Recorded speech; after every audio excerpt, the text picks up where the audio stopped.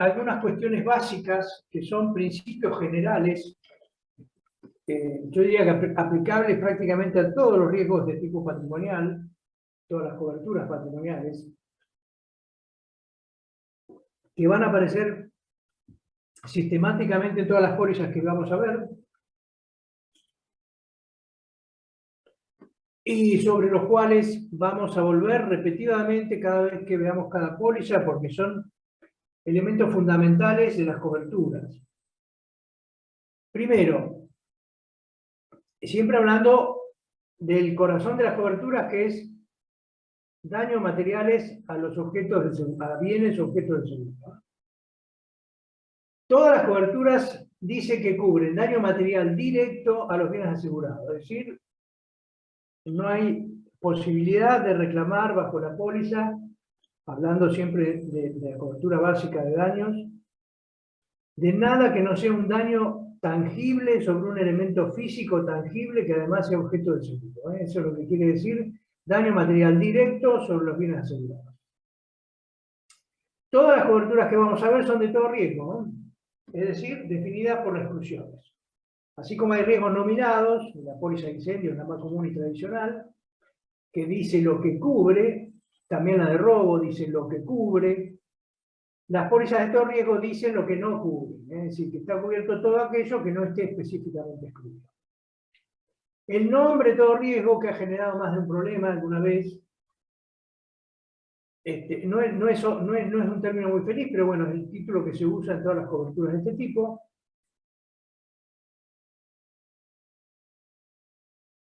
No cubren cualquier cosa, sino que cubren, es una manera de decir nada más que la póliza está definida por exclusiones. Y el elemento más importante tal vez es el concepto que involucra el hecho de que las pólizas de seguros patrimoniales, y en particular todas las de seguros técnicos, son pólizas de accidente. Yo las llamo así, pólizas de accidentes. Es decir, no están pensadas para cubrir lo que no sea imprevisto y accidental. Y esto se expresa en la póliza diciendo que se cubre todo lo que no esté expresamente excluido, pero que además el evento que da lugar a la pérdida, para que tenga cobertura, debe ser súbito, accidental e imprevisto. ¿Qué quiere decir que sea una póliza de accidente? Primero, todo lo que es perfectamente previsible no tiene cobertura. Si yo tengo un bien cualquiera estacionado en un lugar que se inunda todos los años, no va a tener cobertura, digo inundación, no va a tener cobertura porque es un evento perfectamente previsible. Todos los años este sitio se inunda y yo instalé una máquina en un sitio que se inunda todos los años. Bueno, no tiene cobertura, no es un imprevisto, es perfectamente previsible que ese fenómeno va a ocurrir. Distinto es tener un bien en un lugar donde la posibilidad de inundación, en términos estadísticos, es que se dé una vez cada 70 años, por ejemplo. Entonces, ahí la inundación, cuando ocurre, es efectivamente un elemento imprevisto. Todo lo que es previsible no es accidental, y tampoco es accidental todo lo que es resultado de una mala gestión, de una mala administración, de falta de mantenimiento, de desgaste natural. Todo esto que tiene que ver con la vida operativa normal de un bien, no puede ser considerado un accidente, son todos costos empresarios en todo caso, costos operativos. El tener los equipos bien mantenidos es un costo operativo. El reemplazo de las partes que tienen una vida útil limitada es un costo operativo y no es trasladable al seguro, ¿no? Es decir, ese es el concepto por el cual decimos que las pólizas son pólizas de accidentes, y eso se traslada al texto de póliza diciendo que solo van a estar cubiertos los daños que son consecuencia de un evento súbito, accidental e imprevisto. Y ese ítem es muy importante. Cuando un liquidador va a tener un siniestro, lo primero que debe plantearse es: ¿estoy realmente en presencia de un evento súbito, accidental e imprevisto? Y si no es así, ya va a empezar a ver el modo de rechazarlo, porque no es el espíritu de la póliza cubrir otro tipo de cosas. Ok.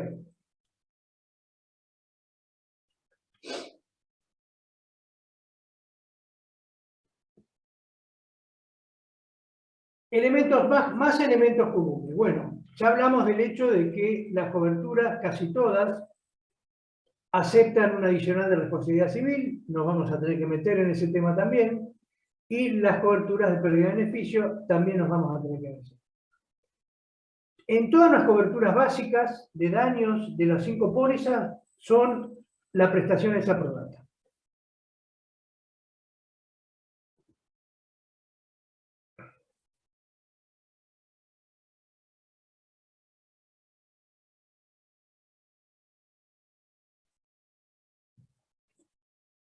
Bueno, vamos a dejar la prestación para un poquito después.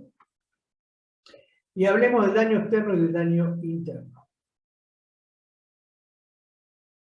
En las pólizas de equipos, equipo electrónico, contratistas, avería de maquinaria, los conceptos de daño externo y daño interno son muy importantes porque algunas coberturas, por ejemplo, equipo de contratistas, solo cubren daños de tipo externo y otras coberturas, por ejemplo, ruptura de maquinaria, apunta, si bien no es exclusivamente objeto de daño interno, apunta específicamente o primordialmente a los daños de tipo interno. La de equipo electrónico es una cobertura más completa y abarca los dos conceptos. Pero a fin de entender claramente el alcance de las coberturas de equipo de contratista y de avería de maquinaria, tenemos que tener extremadamente claro qué es un daño de tipo externo y qué es un daño de tipo interno. Un buen ejemplo, porque es probablemente la cobertura que ya todos conozcan y es la más común y la más difundida en el mercado, que es la cobertura de autos. Usemos un ejemplo de automotores. Si ustedes chocan con el auto y tienen una óptica rota y un paragolpe abollado, y suponiendo que tengan una cobertura de todo riesgo, le reclaman a la compañía de seguros. Es un riesgo asegurable. Si lo roban, si se incendia, todo esto son elementos asegurables, son daños de tipo externo.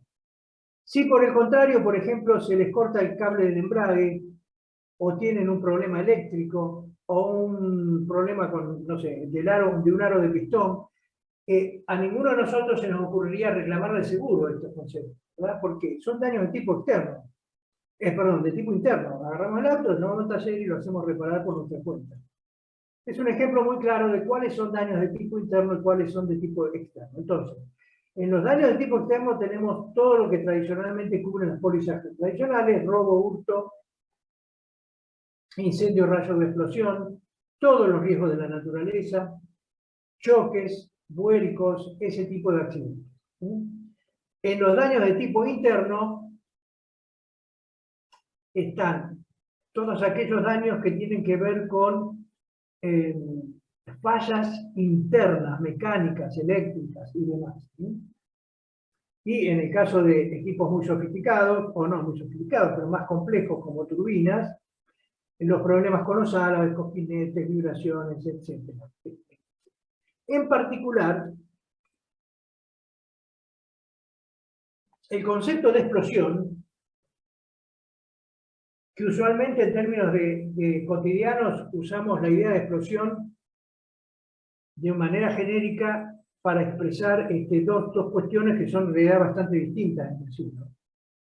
Por un lado tenemos lo que se llama explosión física, que es el resultado de la sobrepresión de una instalación que contiene algún fluido a presión. No hay ninguna reacción química de ningún tipo en este caso, sino que la instalación, el tanque o cualquier otra parte de una instalación, explota, estalla, digamos, en función de un exceso de presión interna. Eso pasa con instalaciones de vapor, con instalaciones de aire comprimido, etc. Es decir, vamos a encontrar una rotura en la instalación que no tiene nada que ver con una reacción química, es puramente el resultado de un exceso de presión. ¿Por qué explosión? Porque ese estallido, esa rotura, produce una onda expansiva al liberarse la presión del gas, que llamamos explosión. Por otro lado tenemos la explosión química. La explosión química es el resultado de una reacción química. Más allá de que en alguna petroquímica o industria química podemos encontrar explosiones químicas de tipo muy variado, dejamos eso de lado y vamos a la enorme mayoría de los casos donde la explosión química va a ser resultado de una combustión.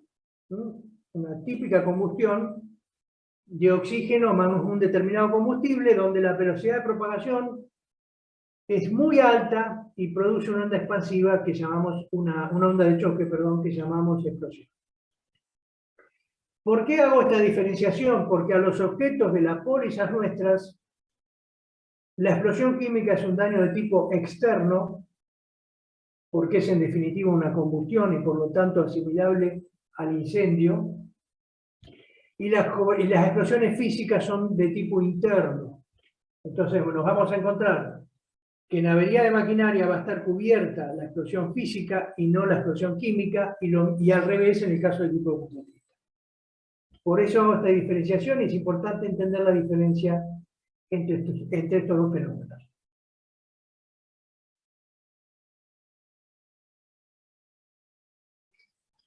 Entonces, la explosión física se considera un daño interno, la explosión química se considera un daño externo. En equipos de electrónicos están cubiertas las dos, en equipos de contratistas solo va a estar cubierta la explosión química y en rotura de maquinaria solo va a estar cubierta la explosión física.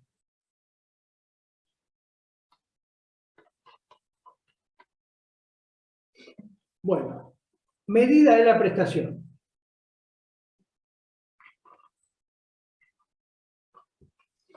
Repasemos un poquito las tres posibles medidas de la prestación. Tenemos la medida de la prestación a prorata, la medida de la prestación a primer riesgo absoluto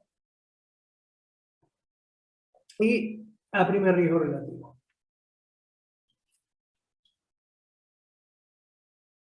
Detrás de la prestación a prorata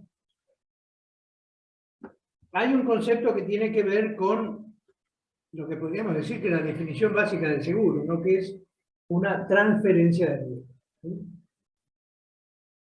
El seguro es una operación de transferencia de riesgos donde un asegurado transfiere al asegurador contra el pago de una prima el riesgo, en el sentido de que el asegurador se va a hacer cargo de las consecuencias económicas de cierto evento asegurado y en relación con un cierto bien asegurado. Esa es la transferencia de riesgos. Por ejemplo, tengo una caldera y decido cubrirla contra el riesgo de explosión. Entonces, transfiero las consecuencias, las posibles consecuencias económicas de una explosión en esta caldera y en relación con el daño a la propia caldera. Esa es la transferencia de riesgos. ¿Qué implica la prorata? La prorata quiere decir que si o mejor dicho, encierra en la definición aritmética que suelen dar las pólizas, encierra este concepto de transferencia. Lo que dice es, si la caldera que aseguré, si respecto de la caldera que voy a asegurar hago una transferencia parcial, la indemnización frente a un siniestro va a ser parcial. ¿Por qué? Porque parte del riesgo me lo quedé como asegurado, ¿sí? Entonces, si la caldera vale $100.000 y la aseguro por $70.000, la interpretación que hace la póliza es que hubo una transferencia parcial. Solo se transfirió el 70% del riesgo. Con lo cual, en el caso de un siniestro, se va a indemnizar el 70% del daño. El otro 30% lo conservó el asegurado como riesgo para a su propio cargo. Eso es lo que encierra el concepto de la prorata y hay que tenerlo muy presente. Después vamos a ver en la póliza de equipo electrónico, que es la única póliza donde el concepto de prorata está desarrollado y vinculado a la transferencia de riesgo. En las otras pólizas simplemente se presenta como una relación aritmética entre valor asegurado y valor asegurable. Ok, entonces, para las pólizas de seguro técnico, las 5 que vamos a ver, la prestación del daño material es a prorata. No obstante, también vamos a tener componentes de responsabilidad civil y las componentes de responsabilidad civil siempre operan a primer riesgo absoluto.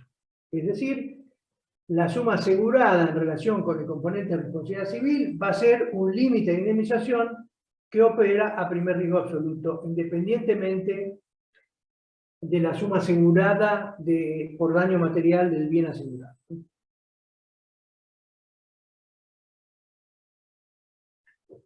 Y finalmente, podemos encontrar algunas pólizas, en particular el ramo de rotura, pero podría darse en cualquier póliza, donde se aseguran bienes con la suma asegurada a riesgo declarada al 100% como debe ser, pero además con un límite de indemnización máximo por evento en la póliza, y en ese caso estaríamos cayendo en una situación de primer riesgo relativo. Igual en el primer riesgo relativo, la prorrata se mantiene, el concepto de prorrata se mantiene, y la posibilidad de infraseguro también se mantiene. Entonces, nuestras pólizas van a operar en lo que hace daño material a prorrata, todas las 5 pólizas.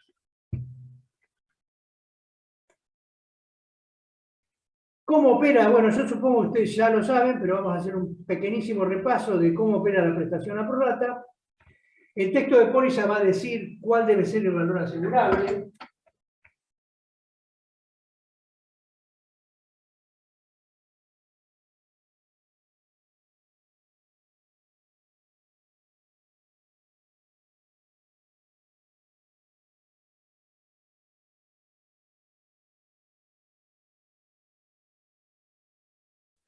Perdón, ya estoy de vuelta. Bueno, entonces el texto de póliza va a ser cuál debe ser, va a decir cuál debe ser el valor asegurable, por un lado, y por otro lado va a haber un valor asegurado en la condición particular, que es la suma que el asegurado declara. Y siguiendo aquel concepto de transferencia que acabamos de mencionar, si lo que el asegurado declara es inferior al valor asegurable, va a haber una transferencia de riesgo parcial y por lo tanto una indemnización parcial.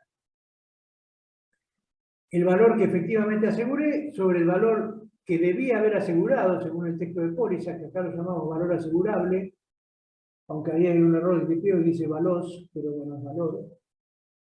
Y esa relación se aplica al daño, siempre teniendo en cuenta que si hay sobreseguro no hay ningún premio de ningún tipo, es decir, si el valor asegurado es superior al valor asegurable, bueno, la única consecuencia es que el asegurado pagó un poco más de prima, pero no tiene derecho a ninguna ventaja en la indemnización. Simplemente se va a indemnizar el daño tal cual se produjo, y de hecho tampoco tiene derecho a devolución de prima por el exceso de suma, ¿no?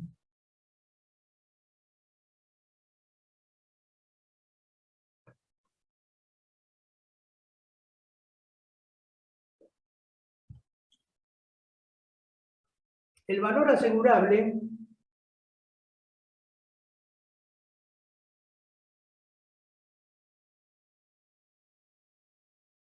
un segundo, voy a conseguir esto.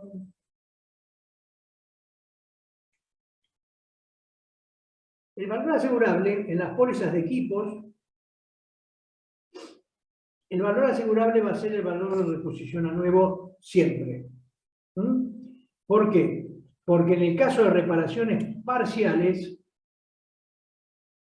el asegurador va a indemnizar a nuevo. Es decir, el asegurador reconoce los repuestos nuevos y la mano de obra que se aplica en las reparaciones la paga al 100% sin ninguna depreciación. Es decir, que la indemnización en el caso de daño parcial se realiza a nuevo. Por lo tanto, la suma asegurada debe ser a nuevo. Si el equipo tiene 3 años de antigüedad, no se debe asegurar el valor depreciado, o el valor de mercado como bien usado, sino que se debe utilizar el valor a nuevo. El asegurado debe averiguar cuánto vale a nuevo ese equipo y eso es lo que debe asegurar. Entendiendo valor de reposición a nuevo, no solo el valor de recompra a nuevo, sino todos los gastos adicionales, porque de nuevo, a la hora de indemnizar, si por ejemplo hay que importar un repuesto, el asegurador va a reconocer el valor del repuesto, más los aranceles, más todo el costo del traslado ordinario desde el fabricante hasta el sitio de montaje. El asegurador reconoce todos esos gastos en el caso de indemnización, con lo cual a su vez exige que el valor asegurado incluya todos estos gastos. Entonces, el valor de reposición a nuevo es el valor de recompra nuevo más todos los gastos inherentes a poner el bien asegurado a operar en el lugar en que estaba. Eso para los equipos.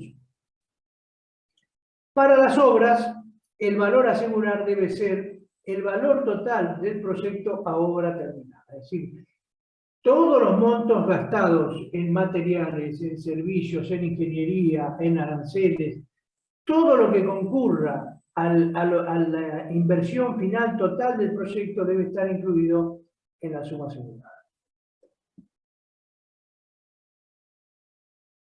Bueno, acá hay un ejemplo aritmético simple, nada más que para reforzar su memoria, que ya esto lo deben tener recontra conocido. Bueno, si el valor de reposición a nuevo de un equipo es $70.000 y el asegurado por descuido o negligencia lo asegura por 50.000, de repente tiene, en este caso hablamos de un equipo de contratista, un accidente vial con un daño sobre el equipo de $20.000 y aplicando la formulita aritmética que establece la póliza, nos va a dar que el valor asegurado es inferior al valor asegurable.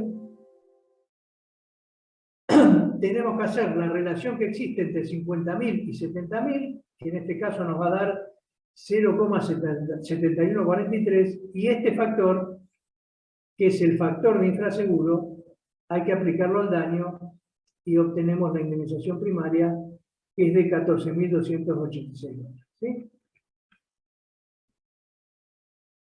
Esta es la indemnización primaria, no la definitiva. La indemnización definitiva después habrá que ver si hay que descontar algún salvamento o aplicar algún deducible. Pero esto es lo que hace a la promesa. Entonces, en este caso, decimos que hay un infraseguro del 28,57%, el infraseguro remite a la parte que se quedó del asegurado, y ante un infraseguro del 28,57% se va a reconocer el 71,43% del daño. Y ahí, bueno, ahí en esta pantalla están el criterio de transferencia, se transfirió el 71,43% de riesgo, por lo tanto se reconoce el 71,43% del daño.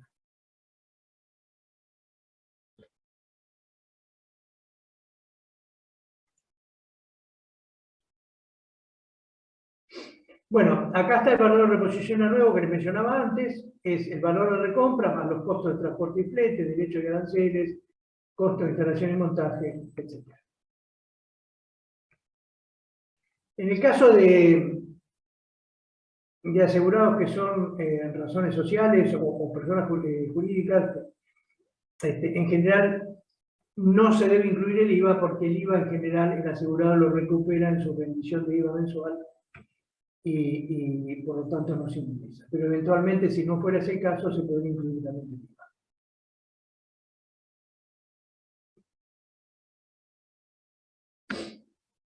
En las pólizas vamos a utilizar algunos valores que es interesante que los definamos acá en la introducción. Y hay otros valores que nunca vamos a usar, que también los traemos a colación. El valor de reposición a nuevo, que lo mencionamos recién, el valor depreciado por tiempo y uso y el valor de mercado. Es decir, así como el valor asegurable debe ser a nuevo, porque en el caso de daño parcial se indemniza a nuevo, en la otra punta de la lógica está el resarcimiento. El resarcimiento máximo va a ser el valor actual.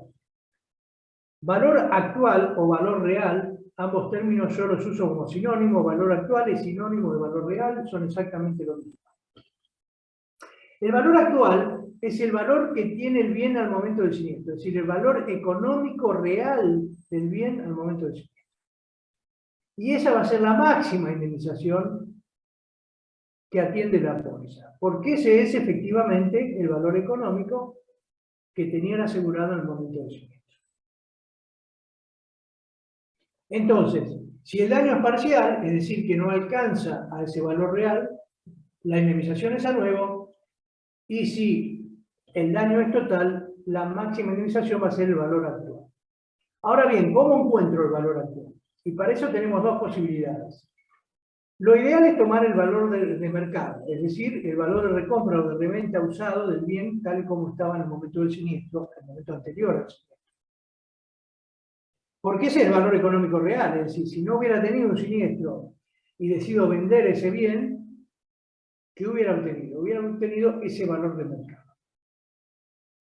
Ahora bien, en algunos equipos, por sus características o por su infrecuencia, no hay un valor de mercado muy claramente definido, y en ese caso hay que recurrir a tablas de depreciación por antigüedad y estado. Los estudios de liquidadores tienen esas tablas de depreciación. Eventualmente en el curso vamos a ver algunas si nos dan los tiempos. Entonces se aplican esas tablas de depreciación para llegar a un valor depreciado en función de la antigüedad y el estado en que se encontraba el bien antes de ese. Y eso es lo que se va a indemnizar. Esos tres conceptos, valor de reposición, valor depreciado y valor de mercado, los vamos a encontrar a medida que avancemos con las pólizas. Los valores que no vamos a encontrar y que no son interesantes son el valor tasado. El valor tasado es un valor acordado entre las partes que se usa en cierto tipo de bienes, por ejemplo en obras de arte o las coberturas de ganado. Pero en nuestras coberturas no van a aparecer nunca y no son aceptables, no son técnicamente viables. Y el valor libro, a veces los asegurados, en el desconocimiento de cómo es la técnica de seguros, recurren para establecer la suma asegurada al valor libro, valor contable, que no refleja nada que tenga que ver con la realidad. Hay que tener mucho cuidado cuando el asegurado nos da una suma asegurada, de que no esté utilizando el valor contable.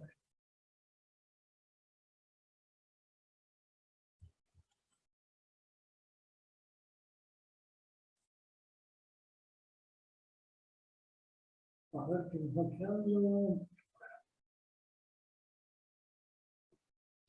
Todas las pólizas van a presentar deducibles, salvo la póliza tradicional de incendio, que siempre se comercializó sin deducible, lo cual es un poquito una locura. Todas las pólizas invariablemente tienen que tener deducibles, o suelen tener. La razón de ser de los deducibles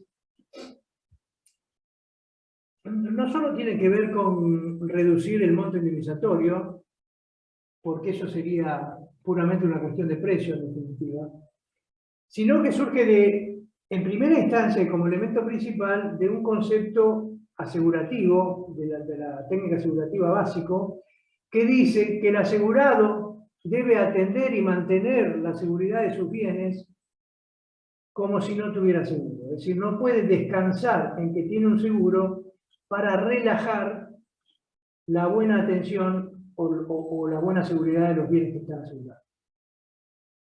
Y una forma de garantizar o de obligar o de presionar o de llevar al asegurado a mantener la seguridad de los bienes es hacerlo partícipe de los siniestros.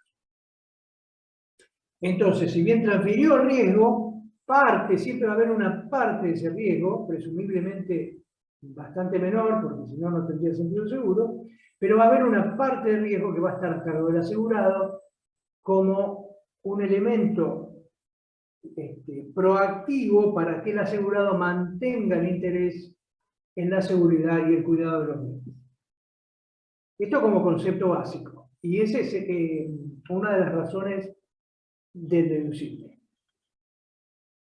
Otro elemento que ya es más operativo que conceptual es el hecho de que ante siniestros muy chiquitos, el componente administrativo del siniestro adquiere una dimensión relativa muy grande. Es decir, si yo tengo un siniestro de $100.000 y tengo un costo administrativo relacionado al siniestro de $3.000, es una relación perfectamente razonable. Ahora, ante un siniestro de $200, si termino con un costo administrativo de $800, en términos relativos, ese costo administrativo es extremadamente alto. Entonces, otra función del deducible es filtrar lo que en términos cotidianos podríamos llamar el chiquitaje, para evitar, digamos, estos costos administrativos en términos relativos muy elevados en relación con lo que es el daño ocurrido. Estos dos componentes llevan a lo que va a ser el deducible mínimo que el asegurador establece para cada tipo de póliza. Pero además hay un tercer componente que es la variable de ajuste de costo. Por encima de los deducibles mínimos, si el asegurado está dispuesto a hacerse cargo de deducibles más altos, el deducible pasa a actuar como una variable de ajuste de precios. Y en ciertos riesgos muy grandes, muy importantes, con primas muy elevadas, esta función del deducible se utiliza mucho.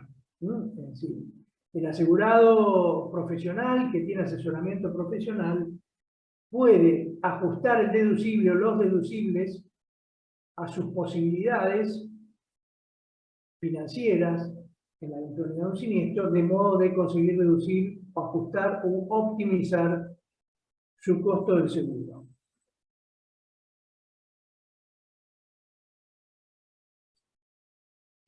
Bueno, cambiando de tema, en la categoría temporal tenemos, bueno, las pólizas de equipo son pólizas anuales renovables, como cualquier cobertura que se conozcan, combinado familiar, combinado consorcio, integral de comercio, incendio, torre operativo, son todas iguales, son anuales renovables,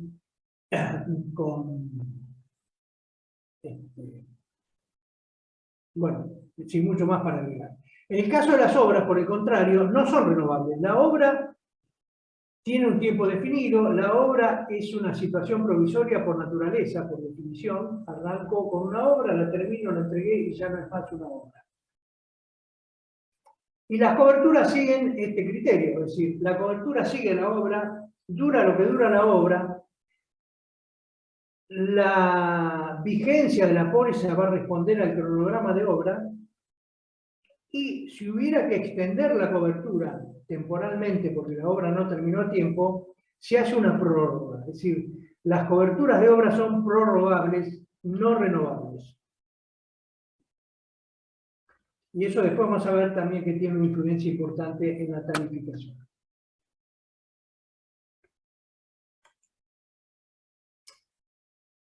Bueno.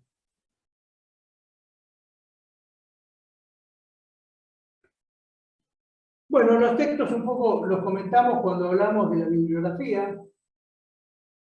Las pólizas van a salir con condiciones generales.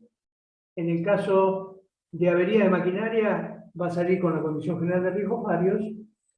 Todas las otras pólizas van a salir con la condición general de incendio. Y siempre que haya una cobertura asociada a la responsabilidad civil, o sea, en el caso de equipo de contratistas y los seguros de obras, si se toma la adicional de responsabilidad civil, hay que incluir en el texto las condiciones generales de responsabilidad civil. Después, en cada caso irá la condición específica del caso que corresponda y se agregan finalmente las cláusulas adicionales estándar que se hayan contratado.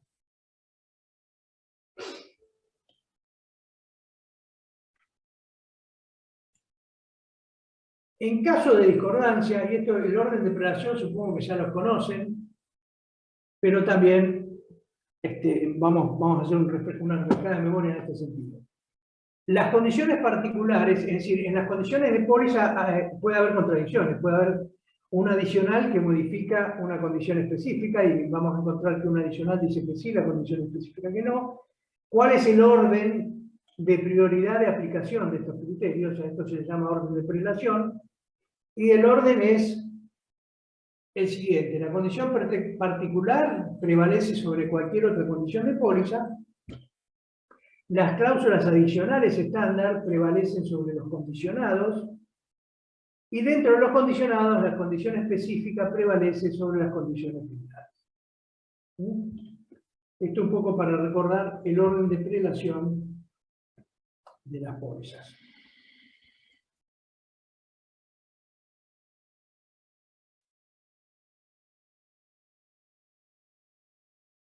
Bueno, acá ven una grúa típicamente asegurable bajo el tipo de contratistas, pero me resultó interesante mostrar esta foto para que vean el nivel de sofisticación que a veces tienen los bienes que hay que asegurar y el análisis que requieren desde el punto de vista de suscripción. que va mucho más allá del texto.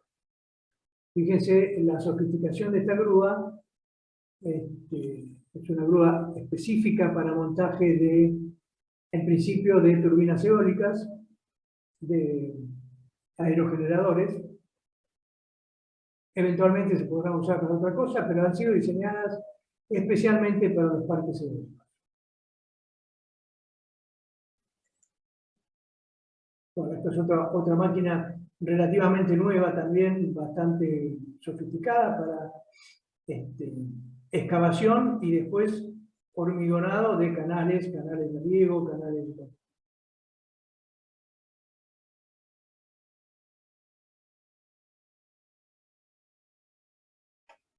Bueno, para terminar esta clase introductoria al curso, hablemos un poquito de la penetración en el mercado de las coberturas de seguros técnicos. Y acá tenemos un panorama que no está del todo actualizado, desde un par de años atrás, pero nos da un feeling perfectamente razonable de cómo está el seguro técnico en relación al mercado de los patrimoniales. Entre los riesgos patrimoniales, sin considerar la RT o las ART, las coberturas de autos se llevan más del 60% de las primas y el resto está distribuido como ven ahí ustedes, ¿no es cierto? Incendio alrededor del 8%, combinados integrales alrededor del 9%, las coberturas de agro, de granizo, la responsabilidad civil 3%, y los seguros técnicos, en conjunto, las 5 pólizas que vimos, suman alrededor del 2,46%. Como prestación de mercado aparece como muy baja, es baja, no es tan baja en realidad si la comparamos con, por ejemplo, caución o responsabilidad civil.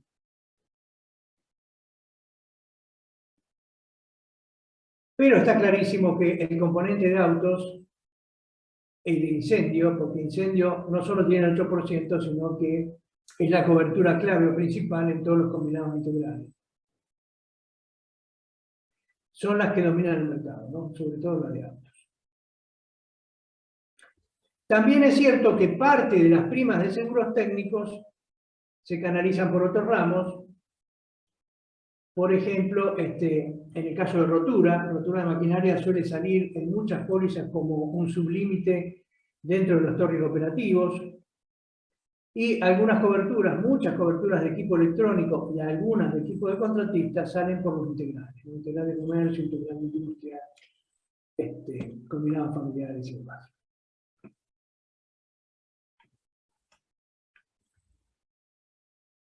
Bueno, por mi parte, esto es lo que hay hasta ahora.